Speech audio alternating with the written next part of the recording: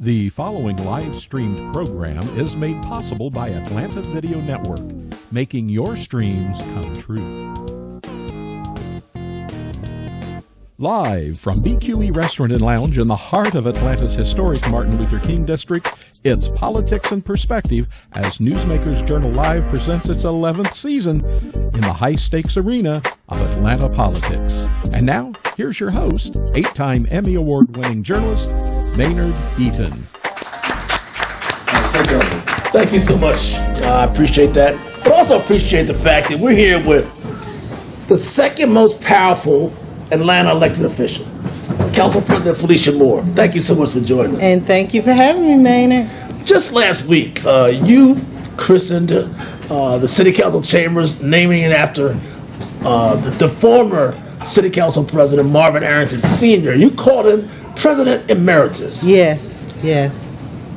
We'll talk about Marvin, but some are now saying you're standing in his footsteps. That you may well be the female version of Marvin in terms of your clout, your significance, and your influence. Well, I'm certainly aspiring to be anything close to Marvin Arrington. He, as I told him at the council meeting, because he was, I am. And I'm the council president because of Marvin Arrington.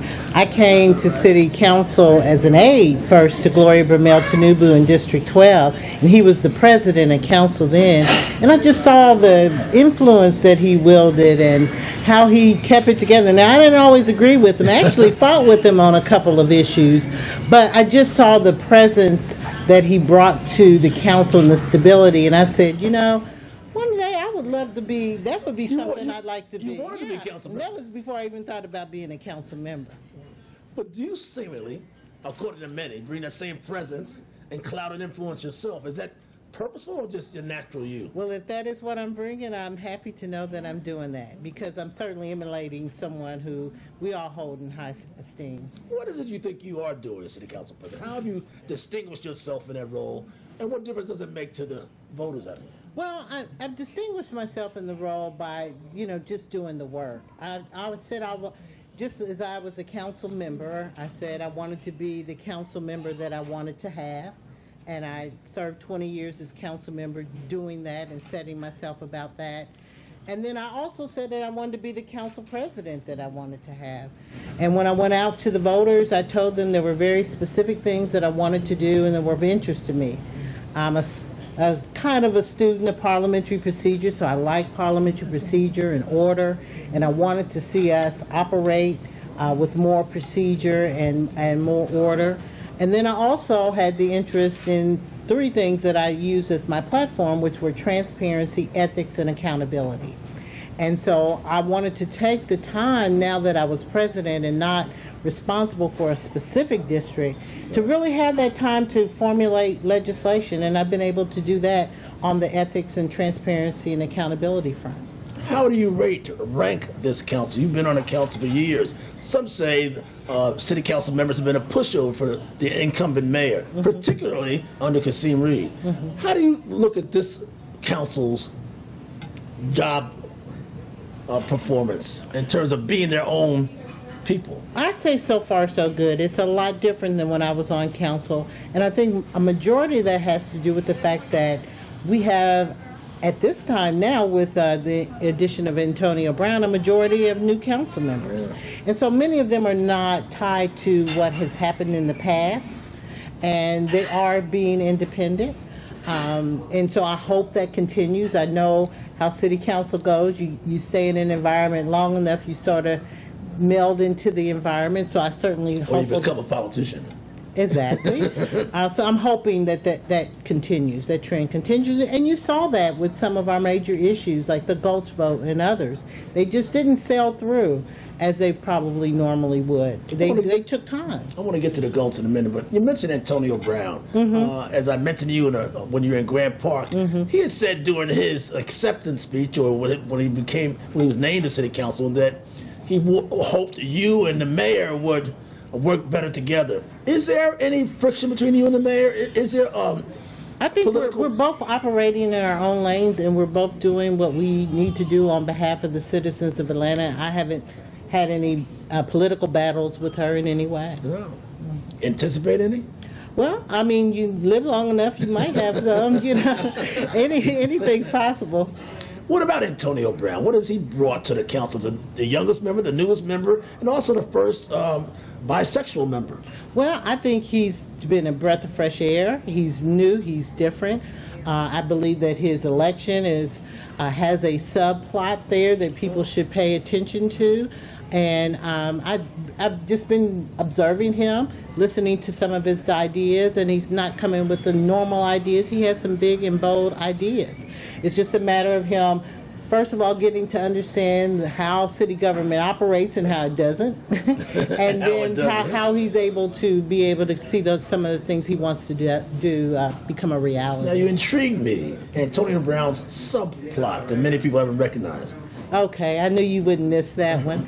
I think the subplot is that small sampling of people who voted. Yeah. They took a chance on someone that they didn't know. Right. Antonio doesn't come with the background that most people have. He wasn't involved in the MPUs or the neighborhoods, or you saw him at City Hall.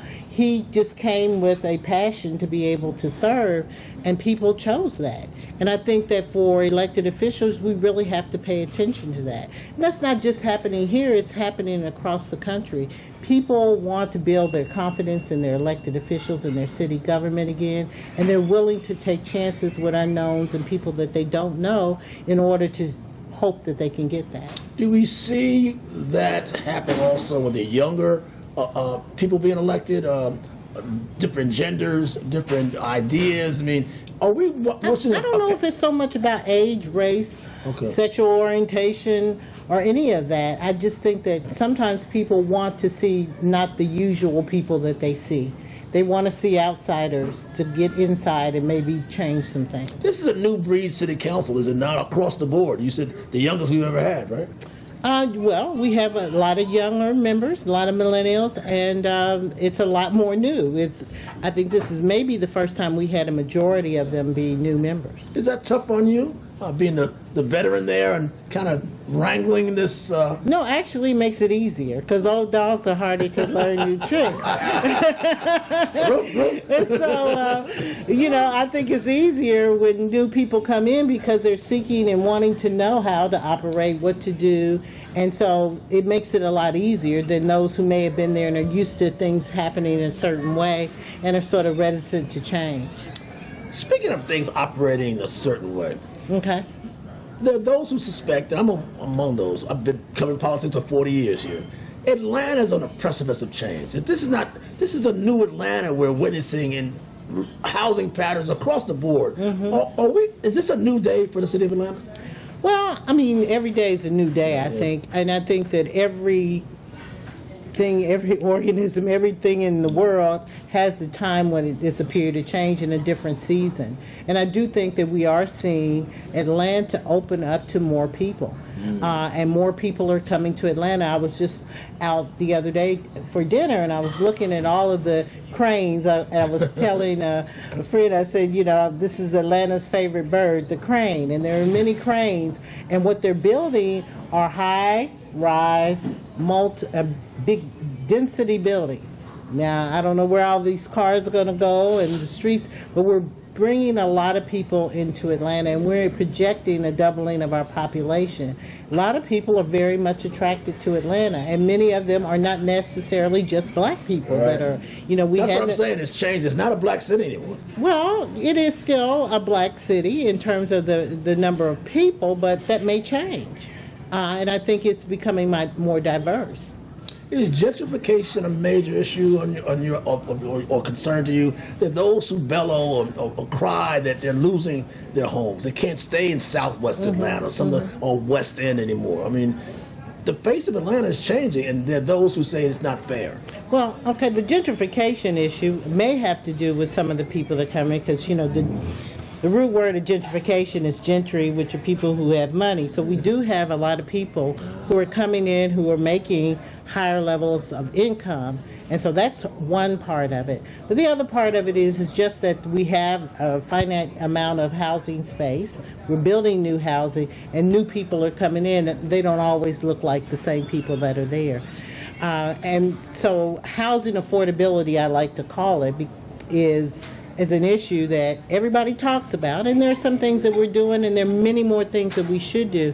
But I think one of the single greatest threats to everyday citizens is the fact that Fulton County and the Fulton County's tax assessor's office has not figured out what we're going to do with these property tax assessments.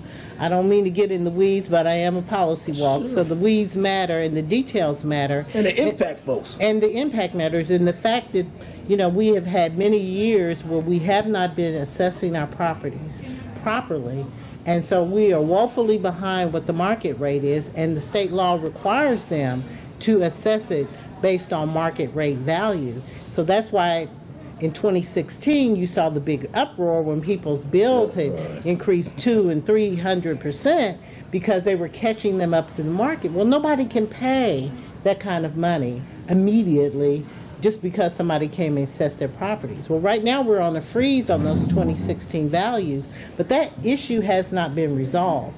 And as we began to get those assessments up, the single greatest threat, I believe, to our citizens are going to be the ability to be able to pay the property taxes that keep them in their homes. And particularly, that goes with our fixed income and those on the lower income levels. Well, there are also those who lament that we're giving away the stores to big developers, like going into the Gulch and things like that. I mean, is it fair we give so much to big developers and take so much from people who've been here all their lives? I don't mind if you have a piece of pie as long as I can have one too.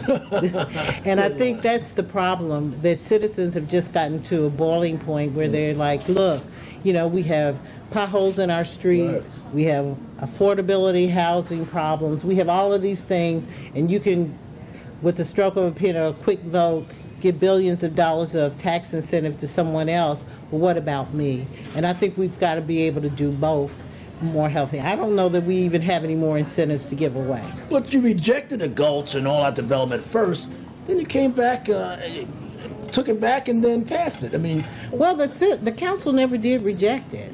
They just never got to a vote. That's true. Because there wasn't enough votes. You have to be able to count to 8. Count your votes. And when you got to 8, then it passed. Good thing, you think? Did you vote? Well, you didn't. I didn't vote for it. If it was a tie, I would have voted no. I think that there were a lot of more details that could have happened, but many of the problems, I believe, with the Gulch wasn't at the time when it was before us for a vote.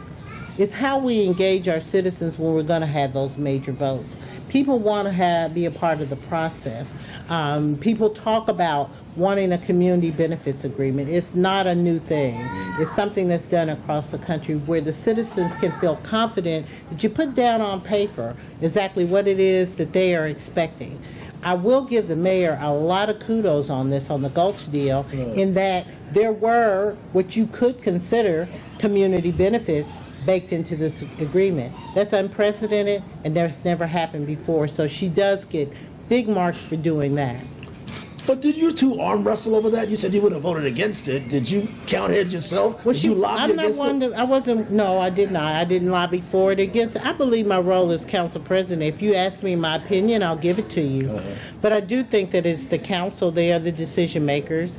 I was a council member, so I want to respect the council as I would want to be respected if I was a council member, and I allow them to make their own decision. Now, you've been a council member. There are other council presidents who lobby vigorously for or against legislation. On this one, it wasn't something that I needed to lobby one way or the other. I didn't lobby for them not to. I certainly shared my concerns with council members, individual. Oh yeah, I certainly did, and or either asked them to make sure they looked into this or that as they had their deliberations. And I'm a member of every committee at council, and when necessary, I got there and I asked my questions as well. I can bring the questions out, I can bring the information out, but the vote is done by the council. Who's the strongest council person other than you now? Who do you think has stood out and kind of flexed their muscles and become a real council leader other than yourself? Well, I'm not a council member, so it wouldn't be me. I think there's several members who have been working really hard. I don't know that they call themselves a list. I know that several of them have done major initiatives. Jennifer Ide, she co-sponsored or sponsored the legislation that I introduced about the compliance office. That's a new council member, am I right? And it's a new council member, Andre Dickens, sponsored legislation that I authored about creating independent procurement review officers. He's done several pieces of his own. Even Mr. Westmoreland he's out there now with a new council member, Matt Westmoreland. Yeah, with the smoking ban in the city. He's done others. Amir Faroukhi's been very aggressive and working new council member from this district. Right, on booting and other initiatives. So several of them have all been in the fray. Explain to the public how you get your legislation through. You're still working as a council member mentally, but you have somebody else introduce it, is that correct? Well, I mean, I think that ideas can come from all quarters. One from council members, the president, and most of the legislation, or a lot of it, comes from the mayor's office. So if I have an idea and I do draft the legislation, I would have to get a council member who is interested in it. They would introduce it, and the council would deliberate on it. For the past year, Atlanta has had national headlines and local headlines. AJC has had a field day, journalistically, with the so-called city hall corruption. Mm-hmm. Folks have gone to jail, heads have rolled. Mayor Kasim Reed's been in a dark cloud, though not charged with anything. Mm-hmm. What is going on in the city? Are we a corrupt city? Are things that bad? You've been there 20 years. Things that bad at City Hall?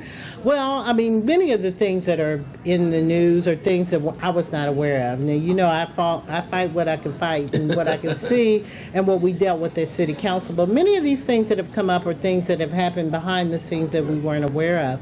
I do believe that we have a lot more yet to be revealed. Do you really? Almost definitely. More folks headed to jail, you think? I would suspect, yeah. I think so. There will be more indictments. So that's why it's really people are hyper-focused on whatever we can do to make sure that we're looking at how we do things at City Hall so that we can mitigate this. You can never stop a criminal from doing a criminal act, but you can certainly make it harder for them. In that vein, the mayor has the Public Trust Task Force. They are operating and they're meeting, and we're certainly looking forward to them coming up with some recommendations or either helping us to understand if we need to strengthen what we already have. Are you or any other council members under a cloud of suspicion? I am not under a cloud. You sure? I am sure. I am a sun shining bright. There will be no handcuffs with my name on. No handcuffs with the name. Now, I can't speak for anyone else, and most of, like I said, majority of our members are new. I don't think that I know of any particular instance. I'll tell you what I've heard, though. You know, Atlanta's been led by black elected officials, mayors, since Maynard Jackson, 77 or earlier. Those who suspect now as black leadership, black mayors become greedy or underhanded. I mean, it seems like it's cast an aspersion on black political leadership. Well, that's only for those people who want to look at corruption and say that it's black people. As a matter of fact, I'm going to be going to Philadelphia to meet with other council presidents from across the country. Oh. And they asked me to speak on what I want to speak on. And, of course, I'm going to talk about transparency, ethics, and accountability. To that end, I had my staff working on some stuff, and I did a lot of research today. The feds are busy all over this country. Chicago, Philadelphia, Jackson, Detroit. I can just go on and on and on. Dayton, Ohio, the Dayton, Ohio area, maybe 2 or 3 cities. But what I'm saying is they are in city government all across this country. And when I look at the pictures, they're mostly white. Most of them are white, if that matters. Yeah. I've seen a few Hispanics. Race matters in this town. and a few blacks. But of course, you know, when the media is going to report on something, they look at the major metropolitan cities. But this is happening, and feds are busy everywhere. It's not just Atlanta. No handcuffs with your name on it. I like that. Not a handcuff with my name on it. Let's talk about. I'm gonna have 2 or 3 more questions. Okay, I'm fine. Let's talk about work source development. It's been under a cloud of suspicion. Money given back. Are they doing their job? You think It's been a mess since I've been a council member and before. I remember Since that was before you were a councilman. yeah. And when I became a council member, that was one of the first quote unquote little scandals that we dealt with, was dealing with WorkSource. And it's just been one director after another, after board, after problems and money being sent back or people misappropriating. I mean, it's just been a problem. I personally, even beyond the problems, have always advocated that we need to continue to have our workforce development agency because people need jobs. That's right. And I just hate to take that tool away from the city. As you know, we had an audit, I guess maybe 4 or 5 years ago, and they said we just need to close it down, Right. shut it down, get out of the business. But I'm hopeful that... Well, you voted in favor of keeping it open, did you not? We didn't have to vote. Okay. Yeah, it was just a recommendation from the internal auditor. But I always try to remain hopeful that we'll get our act together. There is a June 30th deadline, I'm told, with regard to the audit or the money or something Well, like it's that? money I think that they have to spend by June 30th. If not, it goes back to the state. And then the state will reappropriate it to other workforce agencies. How does What's that- unusual is that usually the city of Atlanta having a workforce agency is unusual in and of itself. Fulton County has one. And so typically, the cities don't have their own individual ones. Is the city of Atlanta and Fulton County government still at loggerheads? There was a time under the past administrations of both Fulton County and city that they didn't get along. Well, I get along with Rob Pitts, who's the chairman. So, and he hasn't expressed to me any concerns that he has with the city at this point. So I think we're getting along. What vision do you have for this city, as city council president? What's your vision for where Atlanta's going during the next 2 years you're in office? Well, in the next 2 years in office, I am laser focused on two things, although I'm doing more than two. One is the transparency, ethics, and accountability. Any and everything that I can do as an elected official to help make sure that we are gaining public confidence. The other one has been, in that vein, making sure that we can maintain control of our airport. And then other than that, I'm doing other things. Some things with youth, and I'm certainly also focused on small, medium-sized businesses. As a matter of fact, on June 10th, I have my second installment for this year for Atlanta Business Matters, where we're going to have a forum focused on supplier development and diversity, and actually having people that can help small and medium-sized business not only do business, not just with the city, we're talking about major corporations, but also how they can find the capital. That's the main thing. How can you find the money to be able to get yourself in the position to get those businesses? Are you still concerned? Is there still a threat being held over your head and the city council's head about airport takeover? Is that still up? Oh, most definitely. You know that the cycle for the legislature is a 2-year cycle. So that legislation is still alive. So it will come back in January. Now, whether they let it lie dormant or whether it resurges again, I don't know. But we will have to wait and see. But the threat has been there for 20 years or so or more. But this is the first time it's gotten as far as it's gotten. Is this an uglier, meaner, more anti-Atlanta legislature? I think that it's the same same motivations that there were before. People want the airport. It's a golden goose. And with the corruption investigations and indictments and prison time for people, it only gives them ammunition to shoot us with. Last time I saw you was in what I call your road show in Grant Park. It's a conversation with the community. Now, to the casual observer, it looked like you were campaigning. Okay. And what was that about? It was about connecting with the community and connecting with citizens. I did this when I was a council member. You go to a location, you help to be able, because I like to promote businesses, a small business. You tell people, if you want to come talk with me, I'm going to be there from this time to this time.